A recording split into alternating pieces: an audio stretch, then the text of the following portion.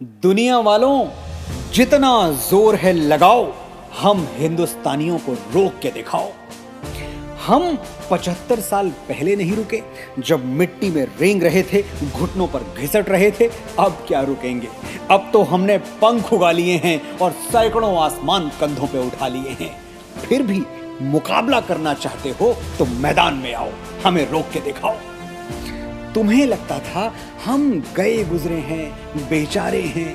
आज दुनिया के सबसे कामयाब लोगों की लिस्ट बनाओ, 10 में से 7 हमारे हैं। हमारी रफ्तार देखो। जब हमारे पड़ोसी चौक से स्पेस का डायग्राम बनाना सीख रहे थे, हम चांद की मिट्टी चूम के लौट आए। जब दुनिया मिशन मार्स पर करोड़ों डॉलर फूंक रही थी, हम मुट्ठी भर पैसों में मंगल घूम के लौट आए। भट्टियां कितनी भी बड़ी बना लो, हम अग्निपुत्रों के बिना आग कहां से लाओगे? जो कृष्ण की तरह तुम्हारी तरक्की का रथ हांके, वो प्रतिभा, वो दिमाग कहां से लाओगे? बैठे रहो गूगल और ट्विटर खोल के, पिचाई और पराग कहां से लाओगे? हम झोपड़ों के चिराग, किसानों की संतान, मेहनत कशों की औलाद। देख लेना, हौसलों का हस्तिनापुर हम ही बसाएंगे। हमारा एक कोहिनूर अंग्रेज लूट ले गए तो क्या हुआ? अभी यहाँ 135 करोड़ कोहिनूर बाकी हैं। धरती तोड़ के निकलेंगे और आसमान तक चमचमाएंगे। 270 करोड़ बाजू हैं हमारे। आओ हमारी ताकत आजमाओ, हमें रोक के दिखाओ।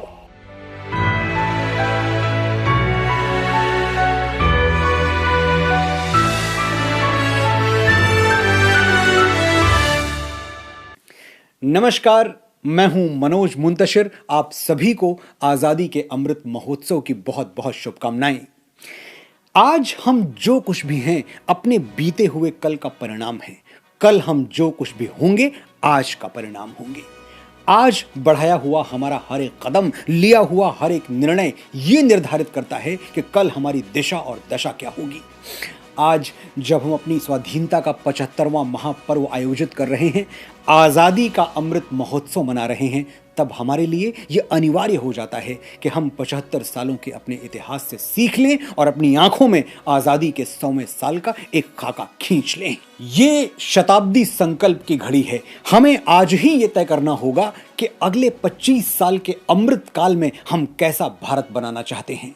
15 अगस्त 2047 को आजादी का शताब्दी समारोह मनाते हुए हम अपने देश को किस स्वरूप में देखना चाहते हैं। इतिहास गवाह है, अतिथि देवो भव और सर्वे भवन्तु सुखिनः के सिद्धांत पर चलने वाले हम भारतीयों ने कभी किसी के साथ अनावश्यक रार नहीं ठानी। लेकिन बात अगर राष्ट्रीय स्वाभिमान की हुई तो हमने कभी हार नहीं मानी। पराधीन सपने हूं सुख नहीं, इस अटल सत्य को जीने के लिए हमने अपनी स्वाधीन चेतना को मेवाड़ के जंगलों में घास की रोटियां खिला के पाला है। अंडमान की सेलुलर जेल में 2 कटोरी पानी पिला के जीवित रखा है। हमारे इस तप और त्याग का परिणाम यह हुआ कि हमने मात्र 75 वर्षों में सुई से सैटेलाइट और रुई से रॉकेट तक की यात्रा कर ली। विश्व के मानचित्र पर एक नजर डाल लीजिए। इतने कम समय में ऐसी उपलब्धियां दुनिया के किसी भी देश को नसीब नहीं हुई हैं। हम समय को शस्त्र बना के लड़े हैं। गुलामी ने जब हमारे पंख बांध दिए, हम अपनी मिट्टी से ऐसे लिपटे कि अंग्रेजों के पैरों तले से भारतवर्ष की जमीन खींच ली।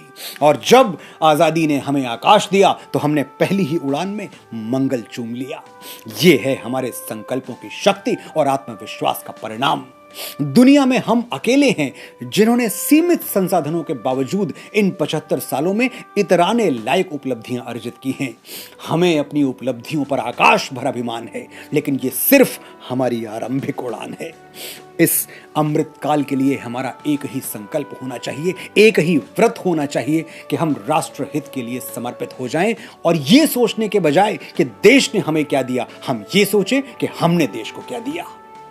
हम अपने सत्कर्मों के बल पर भारतवर्ष को फिर से परम समृद्ध बनाएं और एक ऐसी व्यवस्था की स्थापना करें जहां व्यक्ति के लिए राष्ट्र प्रथम हो और राष्ट्र के लिए व्यक्ति प्रथम हो।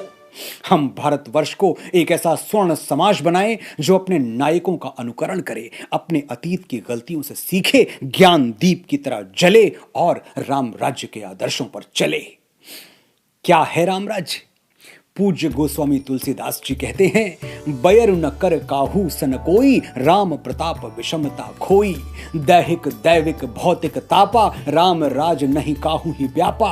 अल्प मृत्यु नहीं कौनी पीरा, सब सुंदर सब बिरुज शरीरा। नहीं दरिद्र को दुखी न दीना, नहीं को अबुध न लक्षण हीना। फूल ही फरही सदा तरु कानन, रहा ही एक संग गज पंचानन। कोई किसी के लिए गैर ना हो, किसी का किसी से बैर ना हो।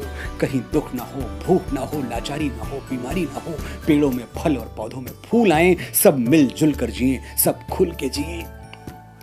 गुजरो जो बाग से तो दुआ मांगते चलो, जिसमें खिले हैं फूल वो डाली हरी रहे। अमृत काल के बाद जब हम अपनी आजादी की 100वीं वर्षगांठ मनाएं, हमारा भारतवर्ष भी राम राज्य की तरह खुशहाल हो चुका हो, बेमिसाल हो चुका हो। हमें इस कालखंड में एक ऐसा भारत बनाना है जहां हर चूल्हे में आग और हर चौखट पर चिराग हो, हर चेहरे पर मुस्कान हो, हर आस्था का सम्मान हो। हमें यह भी सुनिश्चित करना है कि हमारे समाज में स्त्री और पुरुष के बीच कोई सामाजिक भेद न रहे, जिससे इस माटी पर फिर से गार्गी, घोषा, अपाला और महर्षि याज्ञवल्क्य जैसे राष्ट्र रत्न जन्म ले सके। अगले 25 सालों में हमें यह तय करना है कि हम माता सरस्वती की हर एक संतान को कलम और कागज प्रदान कर सकें, जिससे हमारे भारतवर्ष को 100% साक्षर बनाया जा सके। हम भगवान धन्वंतरी के सभी बेटे और बेटियों को समुचित इलाज उपलब्ध करा सकें, ताकि हम भारतवासी आयुष्मान हों, चिरंजीवी हों। हमें अपनी प्रतिभा के सूर्य को वो आकाश देना है जिसकी उजली चमक से हम विदेशियों द्वारा लूटे गए अपने सोने को गोल्ड मेडल के रूप में फिर से देश वापस ला सकें।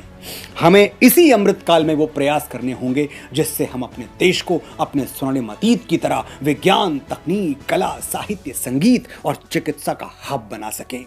हमें महाराणा प्रताप और छत्रपति शिवाजी महाराज के इस भारतवर्ष को सैन्य शक्ति का वो शिखर प्रदान करना है कि 100 वर्षों के स्वतंत्र भारत को भेदने के लिए दुश्मन की शमशीरों को 100 बार सोचना पड़े।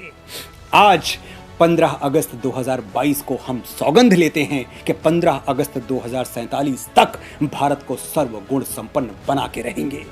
मेरे साथियों, आह्वान करता हूं मैं आपका, आइए हम और आप मिलके शताब्दी संकल्प की इबारत लिखें, आशाओं के आकाश पर अपने खून और पसीने से भारत लिखें।